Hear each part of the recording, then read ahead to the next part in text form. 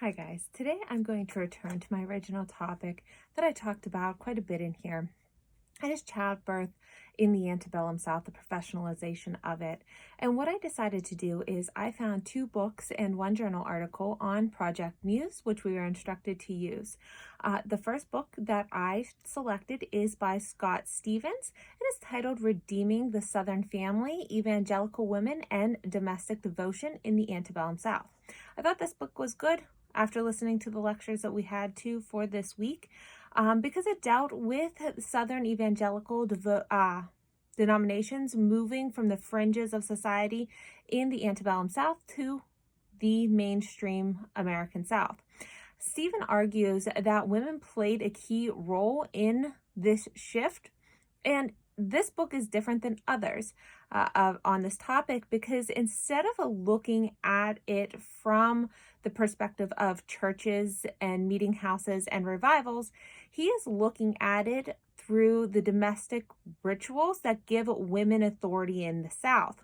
Those rituals being, for example, childbirth, baptizing children, and ushering a family member through the final stages of life, meaning death. In his conclusion, he notes that the domestic authority giving women power in things like churches and education actually puts them at odds with slaves, children, and husbands. And I've mentioned in previous posts that mistresses on the plantations could be cruel to slaves who are going to give birth. It's one of those things that could have the potential of happening. The historiography for this book includes things like journals, correspondence with evangelical women in the South. Very interesting book. Second book that I want to talk about is by Lynn Kennedy. It is Born Southern: Childbirth, Motherhood, and Social Networks in the Old South. In this book, Kennedy attempts to link childhood and family experiences of white and black women in slaveholding families in the antebellum South.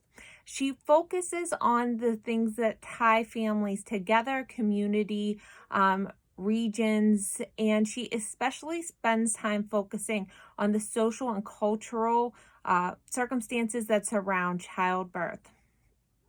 She breaks it down to region when she's comparing Black and white experiences of childbirth. For example, she looks at North compared to South. She looks at urban compared to rural. This provides us with a well-rounded view of childbirth and the childbirth experience for both Black and white women in different regions. The historiography for this text is, once again, journals, letters, and we're seeing a lot of doctor notes within this one because there's a lot of correspondence with midwives and other doctors. They wanted to share their experiences with one another. Lastly, the journal article that I selected, it is a little bit different, but it's something that I thought was interesting. It is titled A Dictate of Both Interest and Mercy: Slave Hospitals in the Antebellum South. It is by Stephen Kenny. And this article, it is interesting because it examines the variety, the functions, and the overall significance of infirmaries in the enslaved in the antebellum South. So during this time period, we are seeing hospitals being created in the South for enslaved people.